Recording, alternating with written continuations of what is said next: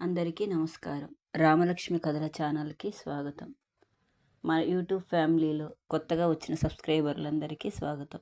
మన YouTube family ఇంకా పెద్ద ఫ్యామిలీగా మారాలని కోరుకుంటున్నాము. ఈరోజు మనం చెప్పుకోబోయే కథ పేరు దేవాలయం ముందు జరిగిన మొదటి పరిచయం.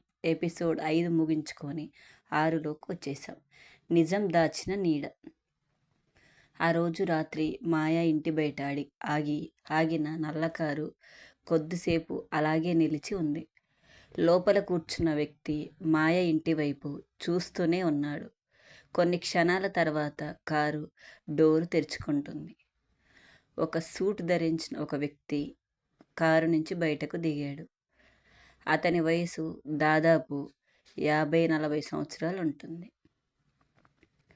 ముఖంలో గంభీరత కనిపిస్తుంది. అతను ఇంటి గేటు దగ్గరికి వచ్చి లోపల చూశాడు. అప్పుడే మాయ తండ్రి బయటకు వచ్చాడు.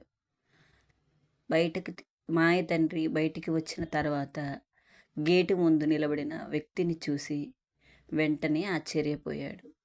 వర్మగారు, మీరు ఇక్కడ అని అడిగాడు మాయ తండ్రి. ఆ వ్యక్తి చిన్నగా నవ్వాడు. ఎన్నో సంవత్సరాల తర్వాత కలుస్తున్నాం అని కారులో నుంచి దిగిన వ్యక్తి మాయ వాళ్ళ నాన్నతో మాట్లాడాడు. ఇద్దరు కొద్దిసేపు మాట్లాడుకున్నారు. లోపల నుంచి మాయ వాళ్ళను గమనిస్తూనే ఉంది. మాయ ఇలా అనుకుంది, నాన్నకు తెలిసిన వ్యక్తిలా ఉన్నారు, కానీ నేనెప్పుడూ చూడలేదు అని అనుకుంది ఆ వ్యక్తిని చూసి. కొద్దిసేపటి తర్వాత ఆ వ్యక్తి వెళ్ళిపోయాడు. మరుసటి రోజు కాలేజీలో మాయ చాలా ఆలోచనలో ఉంది. రాహుల్ అది గమనించాడు. మాయ దగ్గరికి వచ్చి, మాయ, ఏమైంది? ఏదో ఆలోచిస్తున్నట్టున్నావు అని అడిగాడు రాహుల్. దానికి మాయ, నిన్న మా ఇంటికి ఒక అపరిచితుడు వచ్చాడు. నాన్నతో చాలా సీరియస్గా మాట్లాడుతున్నాడు అని చెప్పింది మాయ రాహుల్కి. అప్పుడు రాహుల్, ఏమైనా సమస్య మాయ అని అడిగాడు. మాయ, నాకు తెలీదు రాహుల్ అని చెప్పింది. అంతగా టెన్షన్ పడకు, ఏదైనా ఉంటే నాతో చెప్పు అని అన్నాడు రాహుల్. మాయ చిరునవ్వుతో తల ఊపింది. ఆ రోజు క్లాసు త్వరగా అయిపోయింది. రాహుల్, మాయ కాలేజీ గార్డెన్లో వచ్చి కూర్చున్నారు. మాట్లాడుకుందాం అంటూ నెమ్మదిగా కూర్చున్నారు. రాహుల్ ఫోన్ మోగింది. హలో, చెప్పమ్మా అని రాహుల్ మాట్లాడాడు.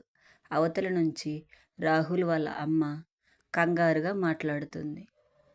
దానికి రాహుల్, నాన్నకు ఒకసారిగా బీపీ పెరిగింది, వెంటనే హాస్పిటల్కు రారా అని రాహుల్ వాళ్ళమ్మ చెప్పింది. దానికి రాహుల్, ఏంటమ్మా అని ఒక్కసారిగా ఆశ్చర్యపోయాడు. రాహుల్ ఒకసారిగా ఆశ్చర్యంతో పైకి లేచాడు. మాయ కూడా భయపడింది. ఏమైంది రాహుల్ అని అడిగింది మాయ. దానికి రాహుల్, నాన్నకు ఆరోగ్యం బాగోలేదట, వెళ్దాం అని చెప్పాడు. దానికి మాయ, నేను వస్తాను అంది. అలా ఇద్దరు వెంటనే హాస్పిటల్కి బయలుదేరారు. డాక్టర్ గారు బయటకు వచ్చాడు. ఇప్పుడు ప్రమాదం ఏమీ లేదు, కొన్ని రోజులు విశ్రాంతి అవసరం అని డాక్టర్ గారు రాహుల్ గారి అమ్మతో చెప్తూ ఉంటాడు. దానికి రాహుల్ అమ్మ ఊపిరి పీల్చుకున్నారు. రాహుల్ కళ్ళలో నీళ్లు కనిపిస్తాయి. మాయ అతని దగ్గరికి వచ్చి, రాహుల్, ఏమీ కాదు, అంకుల్ త్వరగా కోరుకుంటారు, నువ్వేం కంగారు పడకు, తప్పకుండా ఆరోగ్యం సెట్ అయిపోతుంది అని ధైర్యం చెప్తుంది రాహుల్కి. రాహుల్ మొదటిసారి మాయ ముందు తన బాధను బయటపెట్టాడు.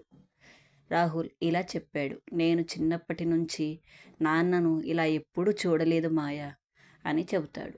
అతని భుజంపై చేయి వేసి, మాయ, నేను ఉన్నాను కదా, భయపడకు రాహుల్ అంది మాయ. ఆ ఒక్క మాట రాహుల్కు ఎంతో ధైర్యం ఇచ్చింది. ఇలా 2-3 రోజుల తర్వాత రాహుల్ నాన్న ఆరోగ్యం కొంచెం మెరుగుపడింది. మాయ ప్రతిరోజు హాస్పిటల్కి వచ్చి రాహుల్ వాళ్ళ నాన్నగారిని పరామర్శించేది. రాహుల్ అమ్మ అది చూసి చాలా సంతోషించింది. మాయ, నువ్వు మా కుటుంబానికి చాలా దగ్గరైన అమ్మాయిలా అనిపిస్తున్నావు అంటూ రాహుల్ అమ్మ మాయతో మాట్లాడుతుంది. ఆ మాటలకు మాయ సిగ్గుతో చిన్నగా నవ్వుకుంది. అలా మాట్లాడుకుంటూ ఆ రోజు సాయంత్రం అయిపోతుంది. హాస్పిటల్ బయట రాహుల్ అన్నాడు, థ్యాంక్ యూ మాయా అని. దానికి మాయ, ఎందుకు రాహుల్ థ్యాంక్స్ ఎందుకు చెప్తున్నావు అని అడిగాడు. మాయ, ఈ 3 రోజులు నువ్వు లేకపోతే నేను చాలా ఒంటరిగా ఫీల్ అయ్యేవాడిని అని చెప్పాడు మాయకు. అప్పుడు మాయ, ఫ్రెండ్స్ మధ్య థ్యాంక్స్ చెప్పకూడదని నువ్వే చెప్పావు కదా అని ఇద్దరు నవ్వుకున్నారు. అదే సమయంలో కొంచెం దూరంలో అదే నల్ల కారు మళ్ళీ కనిపించింది. అందులో కూర్చున్న వర్మ గారు ఫోన్లో మాట్లాడుతున్నారు.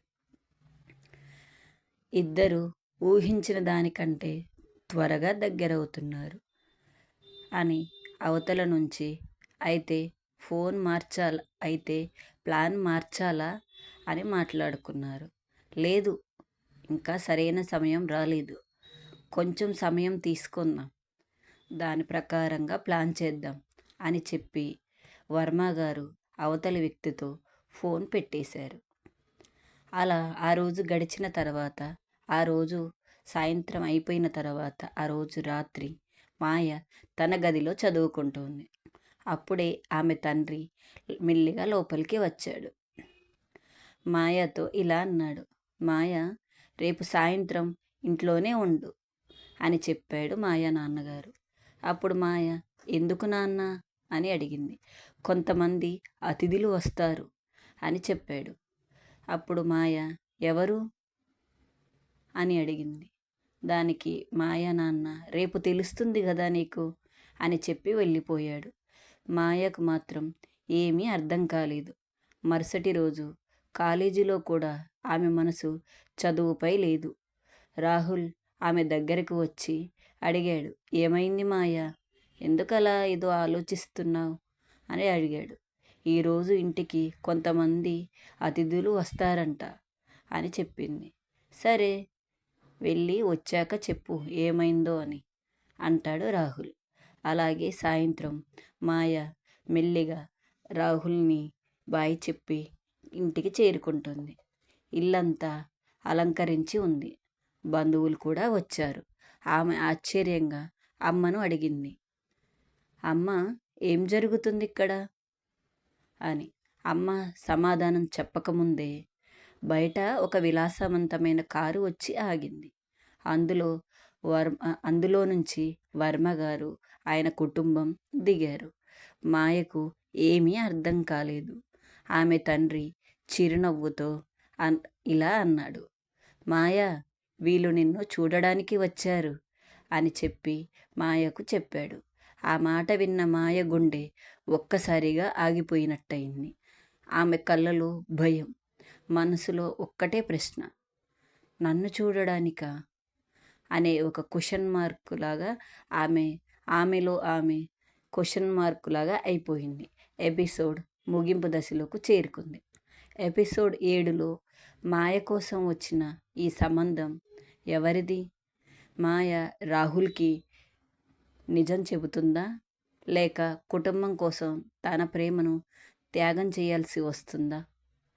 కథ మరింత భావోద్వేగంగా ముందుకు సాగుతుంది.